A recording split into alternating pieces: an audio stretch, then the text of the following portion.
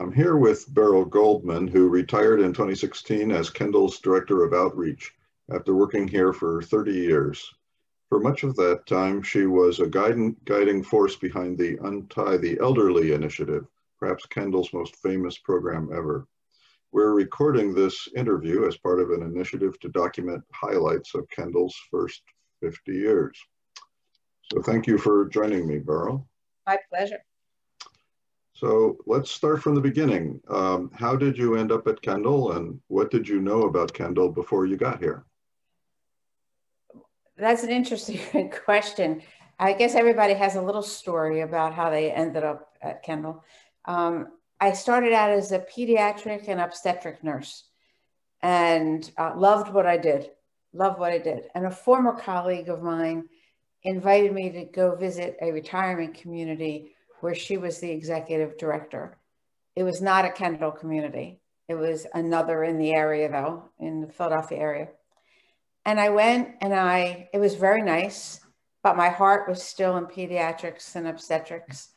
And I remember going home and saying to my husband that she was suggesting that I come work for her at that retirement community. And I said, why would I want to do that? I love what I'm doing. It's much closer to my house.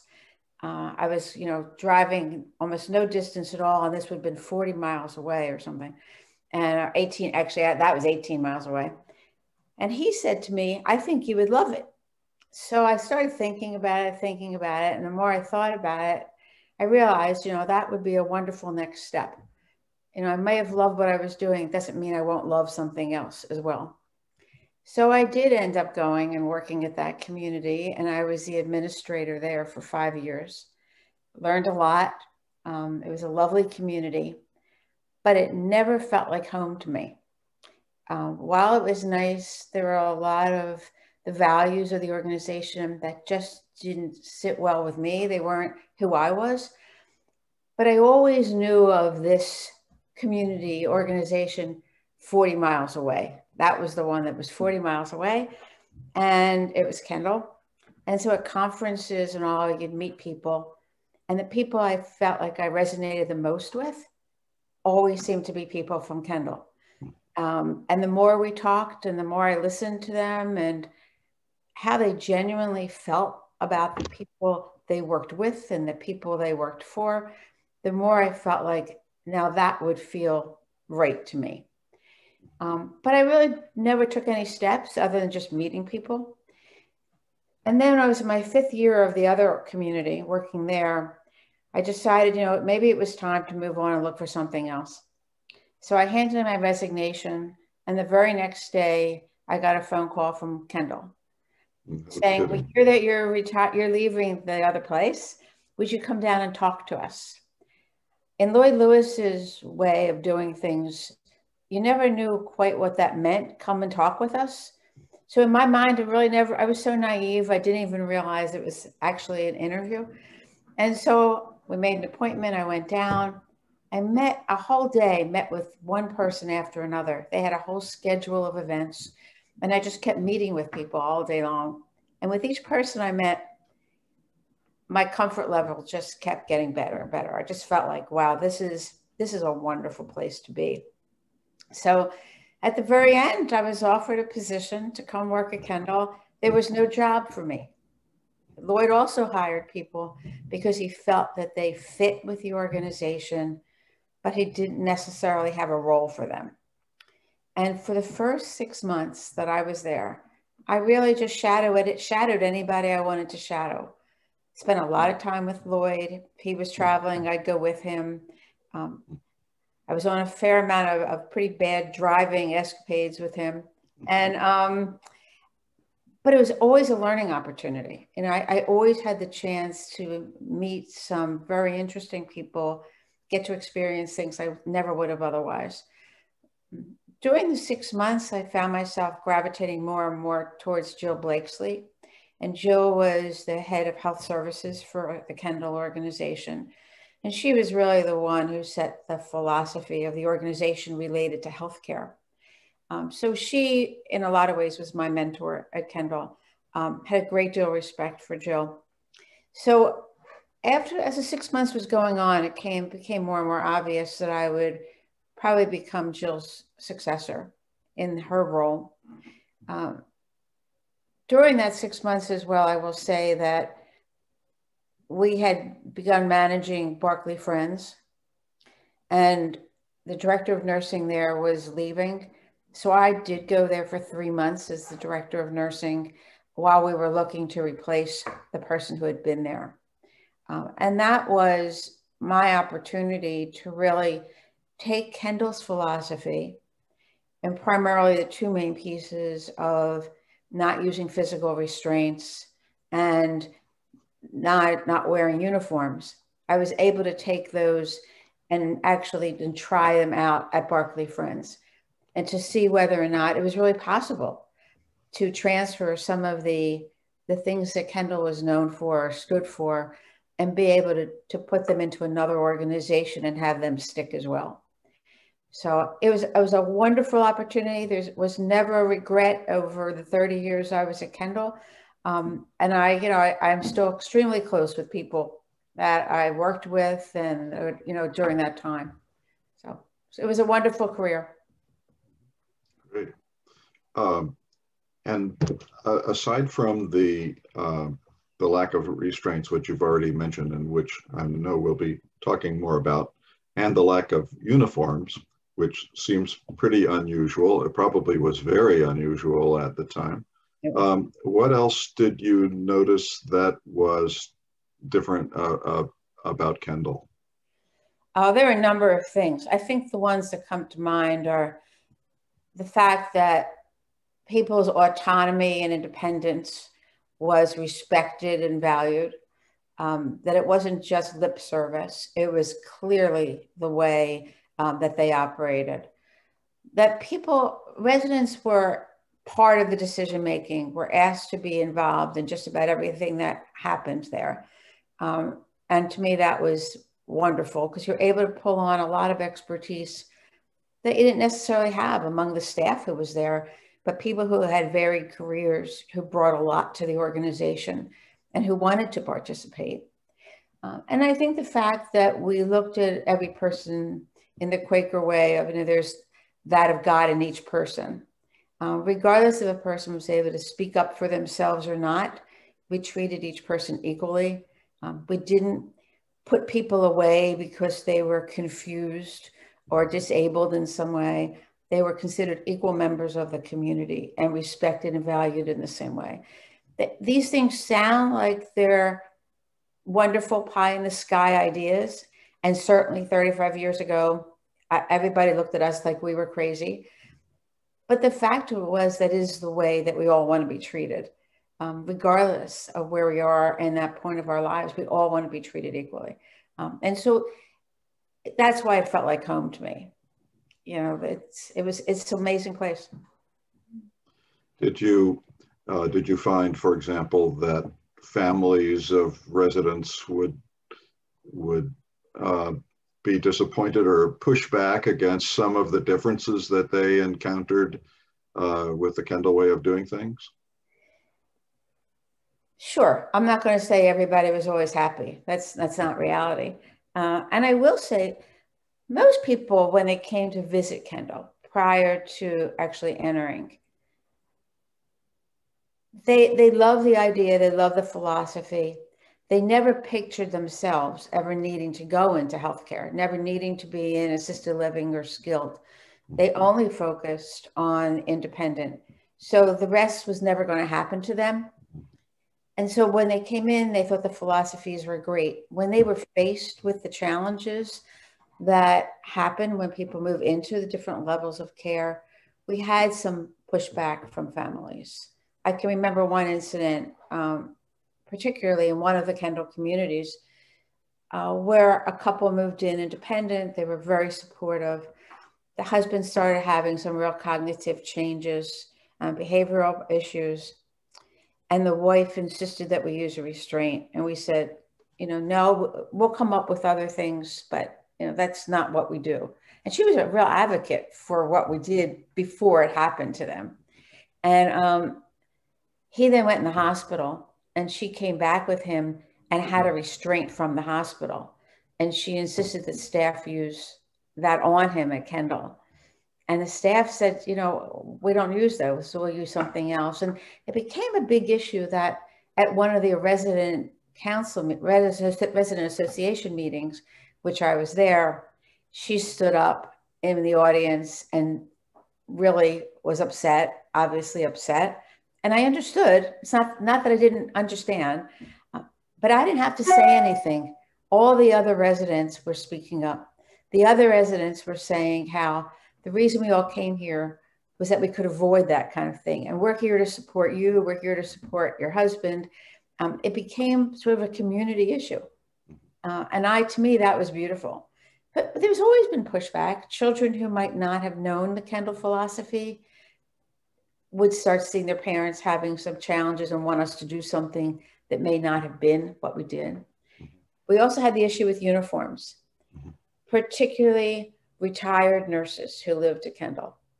They wanted the nurses in uniforms.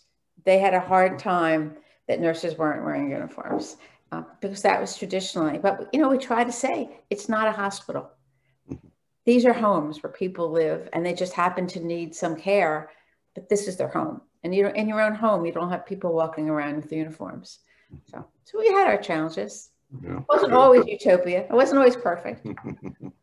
So say a little bit more about the resolution for the man whose wife wanted him restrained. Right. So this was a man who wandered around the community a lot. And because of his career, which was a more Secret Service kind of a job, he was also often like feeling like he was in the middle of some kind of a challenge. And if you went up to him, he might act out. What the staff ended up doing at this community is they came up with a 14-hour program a day, 14 hours where all departments of the community spent time with him. So he might go on the bus ride when they were taking residents to their appointments. He'd work outside helping to plant things in the gardens with the staff that did that. He went with administration and had coffee every morning. So they came up with a very structured day. So taking care of him didn't fall on one person. It became something that everybody shared. And so I think the fact that she saw too that everybody pulled together at a time of need definitely helped her and certainly helped him to be able to live a much more normal and active and productive life. So it worked out beautifully. It was like one of these things that you prayed that it was going to work out, and it did. So you mentioned Barclay Friends, and you mentioned that this story came from another affiliate. How many affiliates were there when you started, and what happened as new ones came on? Yeah, so when I came, we had Kendall at Longwood and Crosslands. And we had Coniston. I came as we were building Hanover. Well, I came when Barclay Friends came on, but then we were building Hanover. So I was involved in every community that we built from then on, working with the architects, working with all of the Kendall staff to help develop not only the program design, but also the physical plant that would help, you know, as people walk through the different stages of the community. But it definitely was a large group participation. It certainly wasn't just one person making a decision. With each community, there were new challenges, new people to get to know, certainly new board members to work with their own ideas. And, you know, New Hampshire is a perfect example of, it was our first one away from home base, you know, so we were always traveling, always up there. And, you know, people would say, you know, New Hampshire it's different world. It is, you know, for somebody like me who's not a New Englander, basically, it was a lot to learn about the differences. Common interests, but they certainly wanted to put their own mark on things. So, for example, Kendall had policies and procedures in every department. But what we learned is not only in New Hampshire, but all of them wanted to put their own slant on policies and procedures, rather than just taking them and using those and then maybe fine tuning. And Hanover is the perfect example. They decided, no, thank you, Kendall, but we don't want your policy and procedures. We're going to come up with our own. And so Jill Blakesley and myself and others wanted to make it where they felt like they're part of the family and they had the opportunity to be autonomous. But early on, they got into a lot of trouble because they developed these, they weren't in line with regulations. So the state came down on us, and I would get phone calls early in the morning saying, we need you up here today. And you'd fly up that day. And it's not like we knew what we were doing. This is all new to us as well, to just have to try to figure all this out. And the regulations in New Hampshire, while they were different, they weren't all that much different. So no one really had to go and start from scratch in developing policies and procedures. But I think new staff come on and they want it to be their own. So that was a fine line to walk, to try to get them to see the value of what we were bringing, and for us to see the value they had as well. And that was with every community that came on board. It was, how do you work? They're there 24/7. We're certainly not. So how can they find value in what we brought? How did they see being part of a bigger system help them? And what can they bring to the rest of the system? And I'm sure that Kendall still deals with that. What can everybody learn from each other?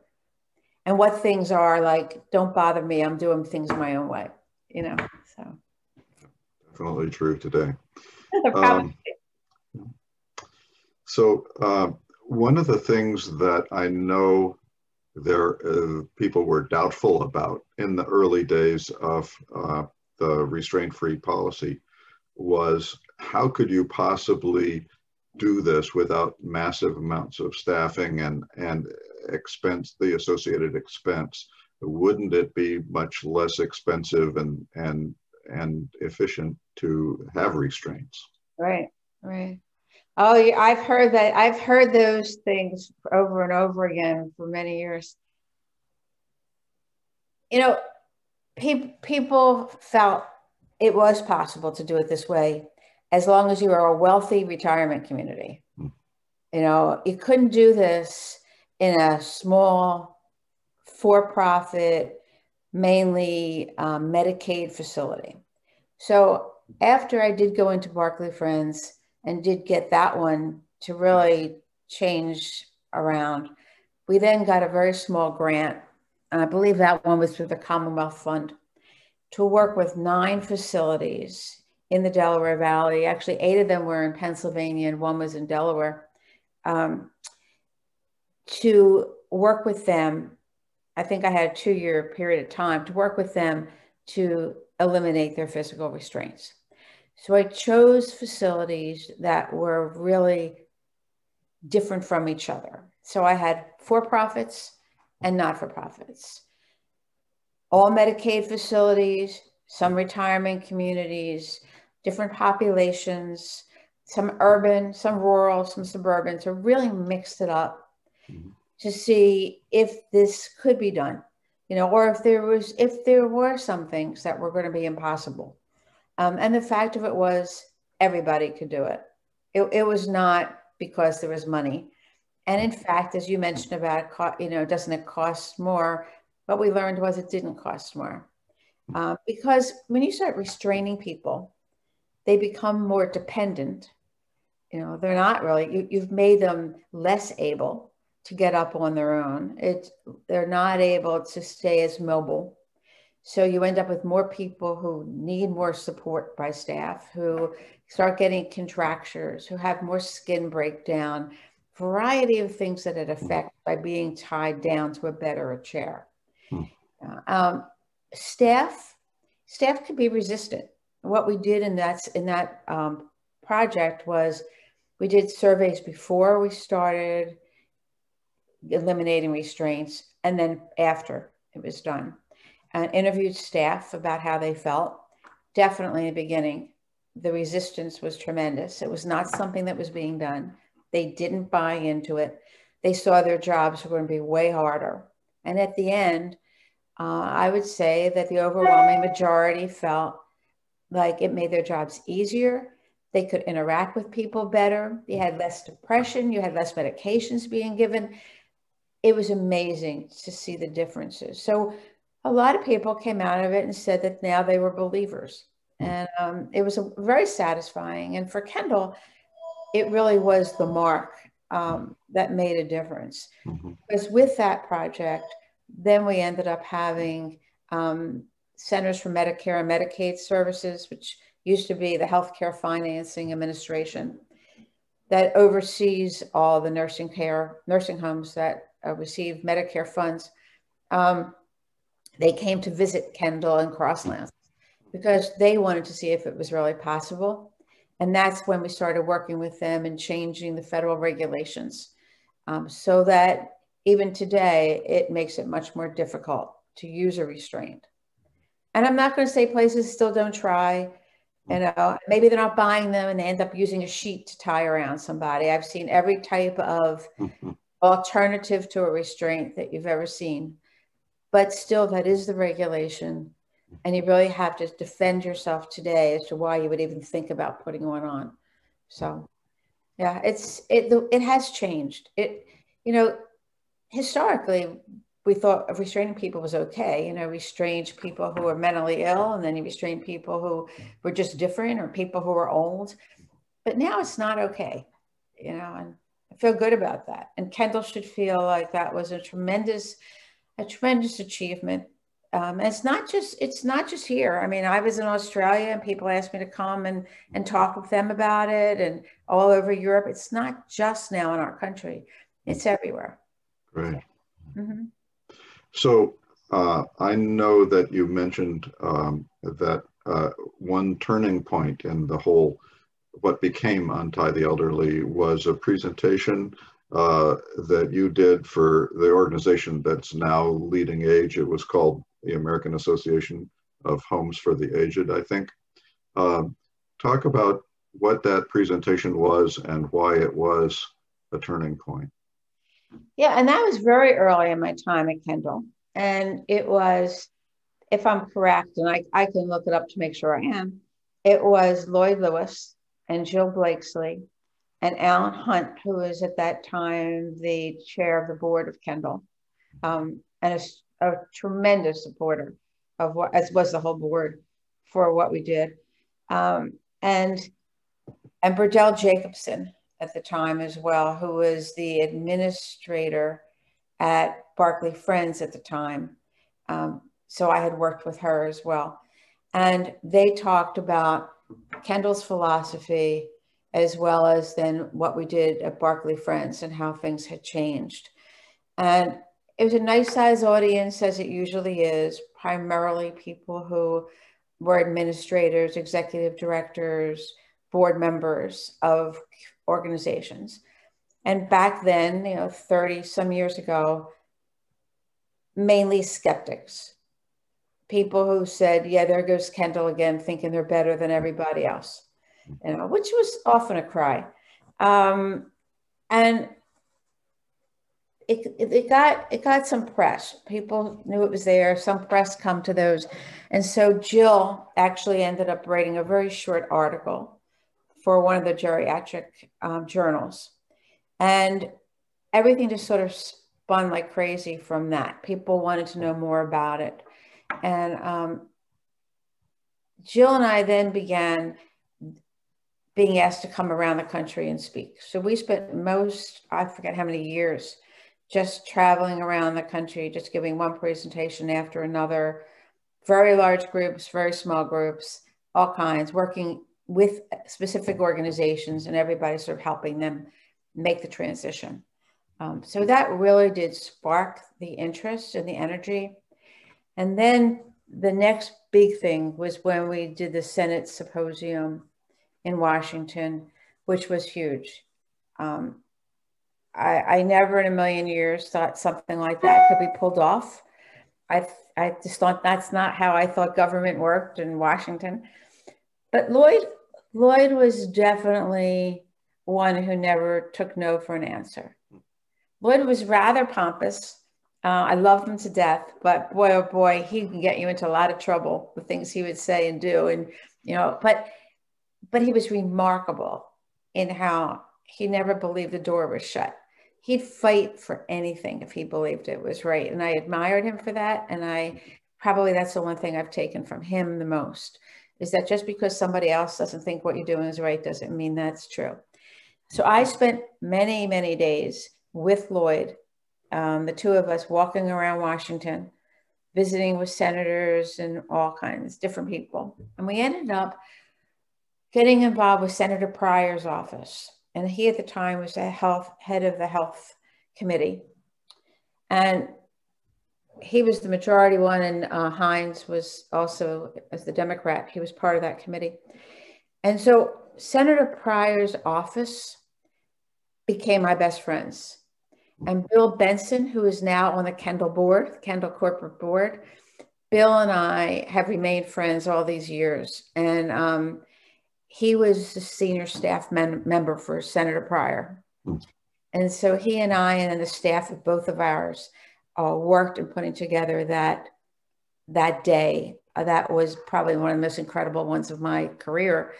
I also had a student. I often had students that would come with me for 6 months or a year. And I had this young guy, Gary Winselberg, who was at Swarthmore. Noticed the connection with Lloyd, who also was from Swarthmore. And Gary went on to go to Dartmouth and became a geriatrician. And he's down in North Carolina now. But Gary did a lot of the legwork. I mean, that was a big part of what he did to help pull that day together. It was an incredible day. I mean, we had to turn people away. People wanted invitations, and it was by invitation only, and we just couldn't accommodate all the people. And all the people who wanted to be speakers. I mean, we had amazing speakers, but we had people who wanted to be speakers, and we had to say, sorry, we don't have more room for speakers. You know, we only had one day here. But we had real mover and shakers in the field. And we had an amazing family, not from a Kendall community, but people whose lives were changed because it was a daughter and a husband. And because the woman who was in the facility had been in a restraint, and now that facility transitioned to not using restraint on her, they talked about how different her life was and how different their lives were because her life was so much more enriched. So it can give you chills to, you know, and you can get that. I mean, I have those transcripts of that day. It's pretty incredible. So, yeah. Yeah, you can find that transcript. It's in the Congressional Record. It's on the web, and it's very impressive. Very impressive. Yeah. So at what point did this effort to reduce the use of restraints get the name Untie the Elderly and kind of become then a program on its own? How did that happen?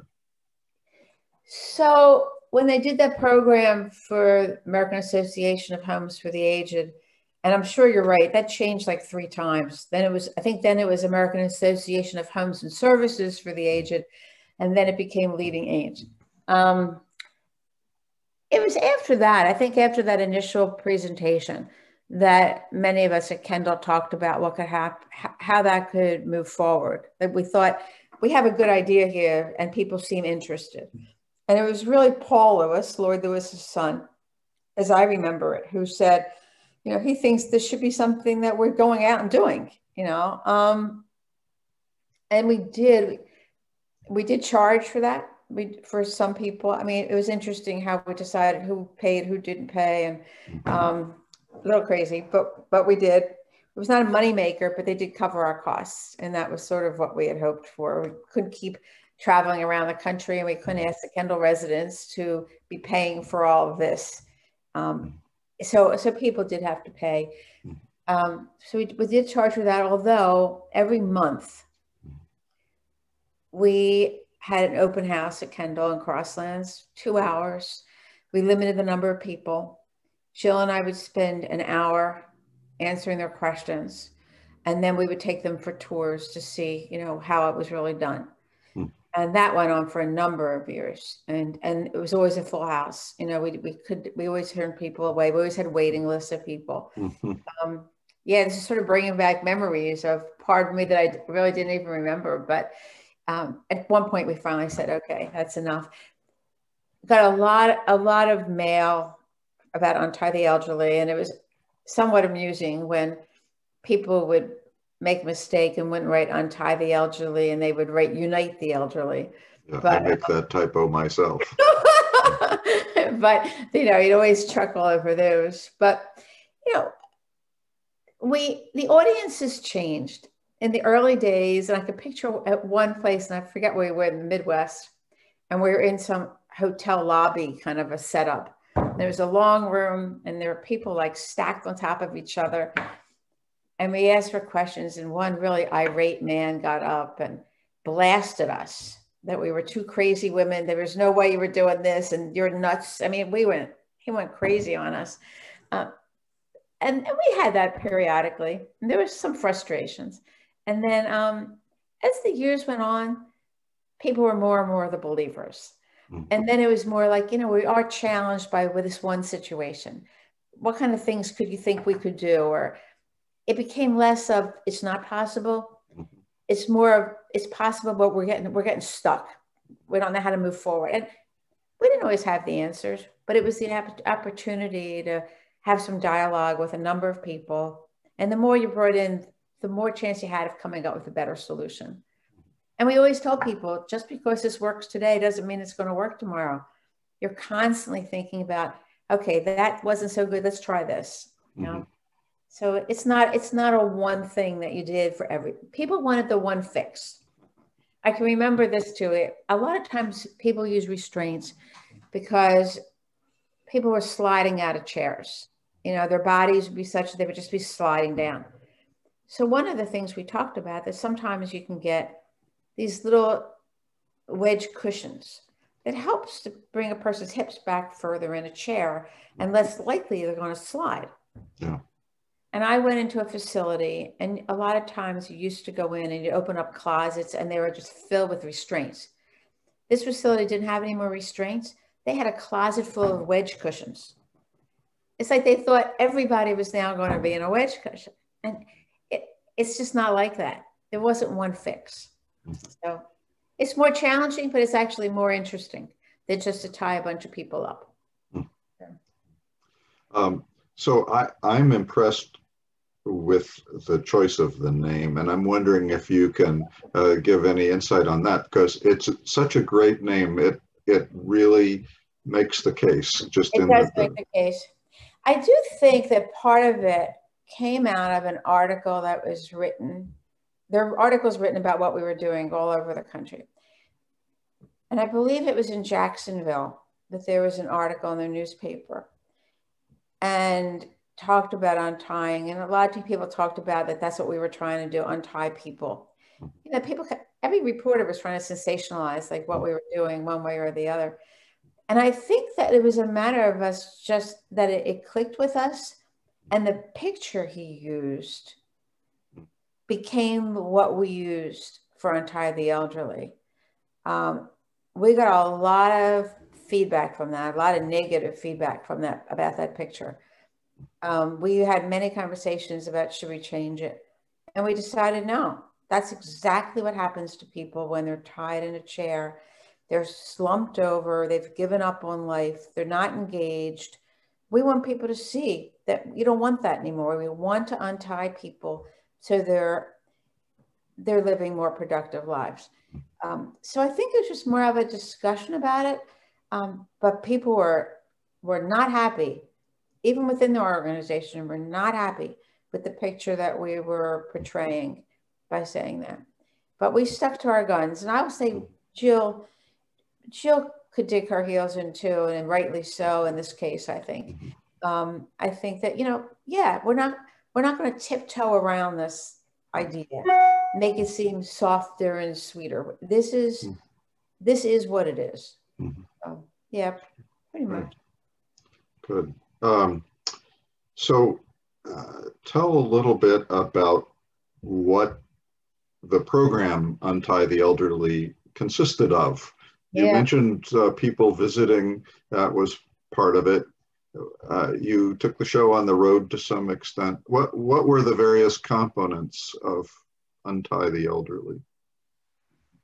So when people talk to us and they wanted something, we would sort of engage them in a conversation about what were they looking for. We did everything from on site in a specific community, working directly with staff in doing rounds, looking at their resident populations, and then sitting down with them and problem solving, helping them to see what it's like to really dig deep into what's going on, not just to put a restraint on, but why is that behavior happening? Why is that going on? So that would happen. We did a fair amount of that. And that was both in long-term care facilities as well as in hospitals. Did a fair amount of work in hospitals too. And that continues. Hospitals are still somewhat of a struggle. I'd say most of our things were half-day to full-day presentations. So we would spend the morning talking about the philosophy, the Kendall philosophy. We then move into what do you want to do? How do you move from that? Sort of a train the trainer kind of approach. How do you move from what you're doing now? You know, how do you look at your resident populations? How do you identify those that might be the easiest? Because my feeling has been, start with what seems to be the easiest cases first.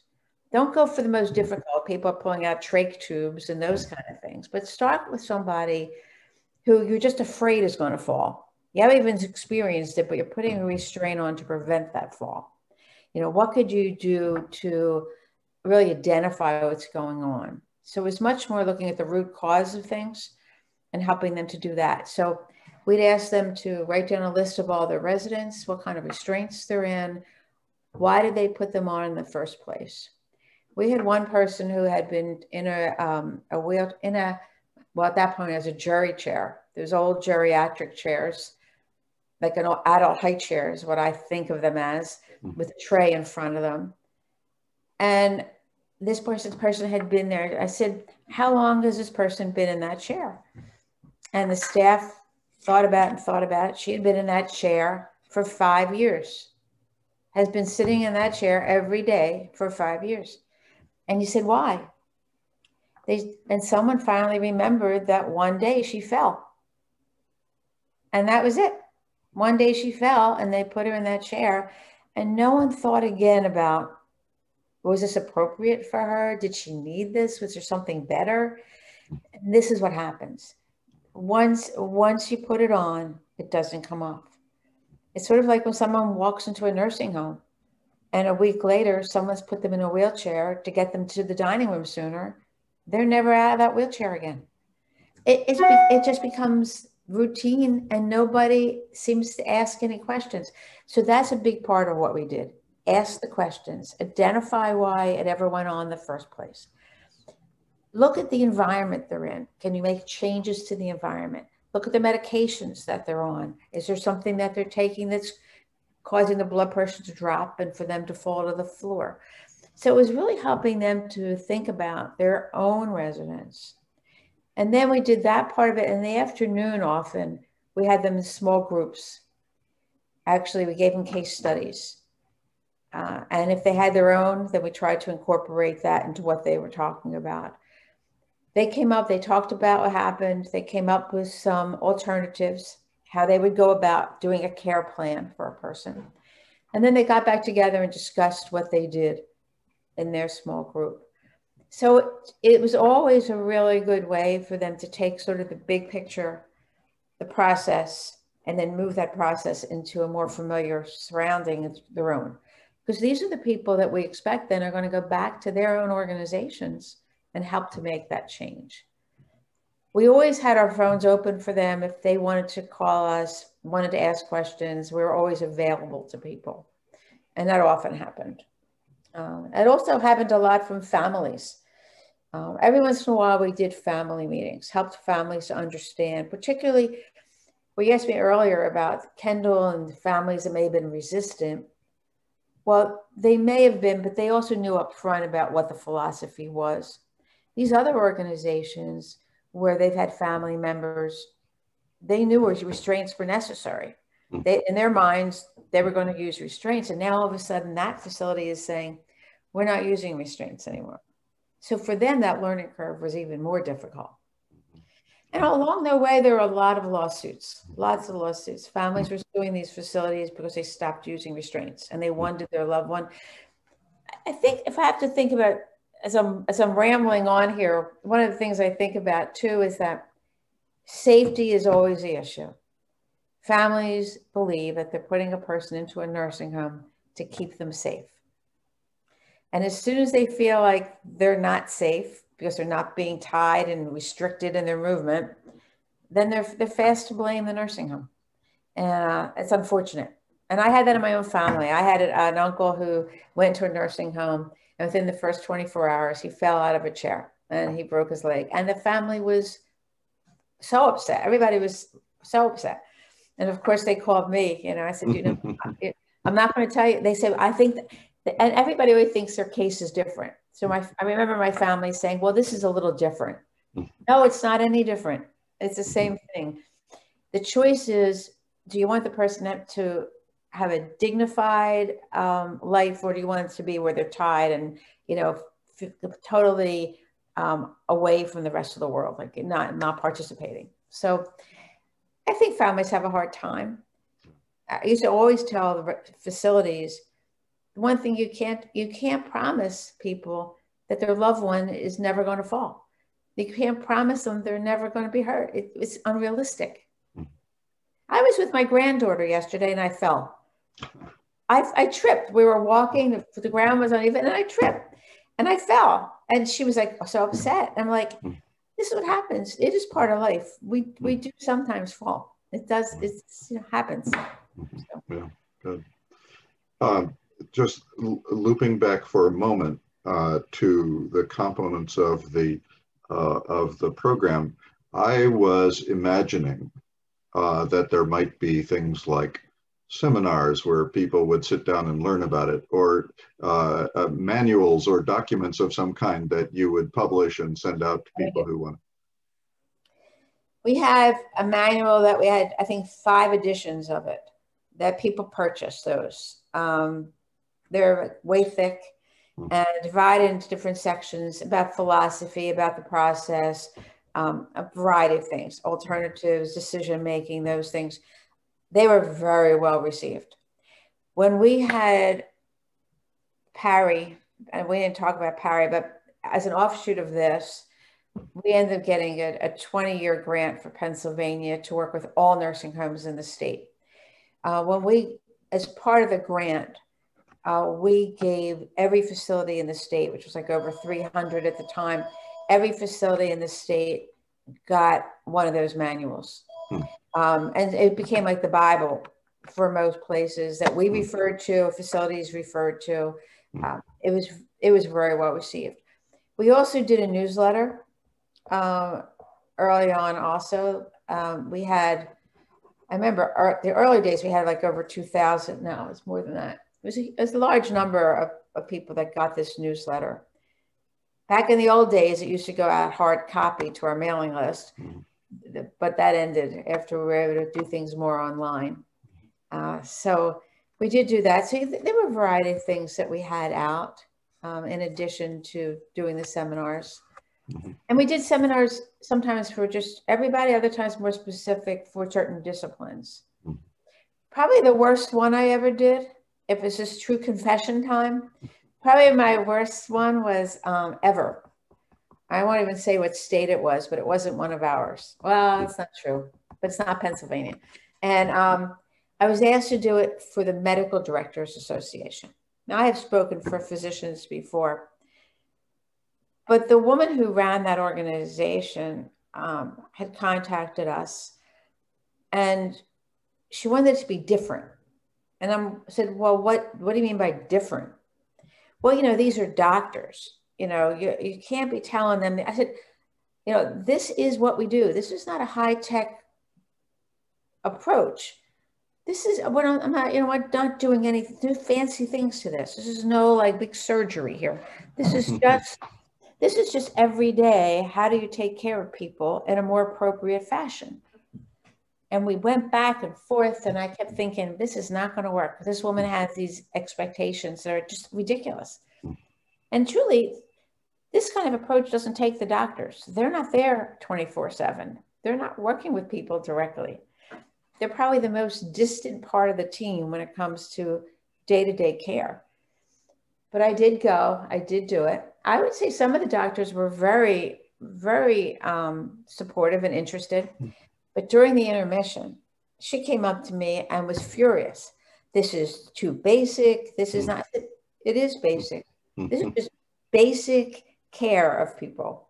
And yeah, she was less than appreciative of what I was talking about. So, you know, there's still some people out there who probably will never convince, but I don't know what she expected, but it wasn't what she wanted. That's for sure. So I would assume that, first of all, that we're not still publishing that huge, thick Bible, and that that material has made its way into other kinds of programs that people in training would experience, or has that just vanished? You know, I'm not sure. I'm really not sure. I would say certainly the Untied Elderly program is not there. Do people still know about it? Yeah, because there's still a lot of references to it, you know, in other people's literature, people's writings. I don't know. I know over the years since I've been gone, if there's phone calls about it, I get phone calls from Kendall asking for help, which makes me very sad. I mean, I'm being very honest, and you know, you can or cannot use this, but it saddens me to think that even the basic philosophy of it, how we got from where we were to where we are today, I'm not sure who within the organization is moving that forward. Just not. So if I'm still getting phone calls for that kind of help, it sort of makes me feel like there should be people within the organization that have it. Yeah, I think part of what we're trying to do with this 50th anniversary celebration is exactly that, to help people remember what's been great about Kendall's past and revive it to the extent that it still applies today. Right. So I think this has been a wonderful conversation, and I really appreciate your taking time to do this. And I know a lot of people here will be interested in hearing what you had to say today. Thanks Thank so you, Beryl. Oh, my pleasure. Anytime. Good. Thank you. Okay. Bye-bye. Bye-bye.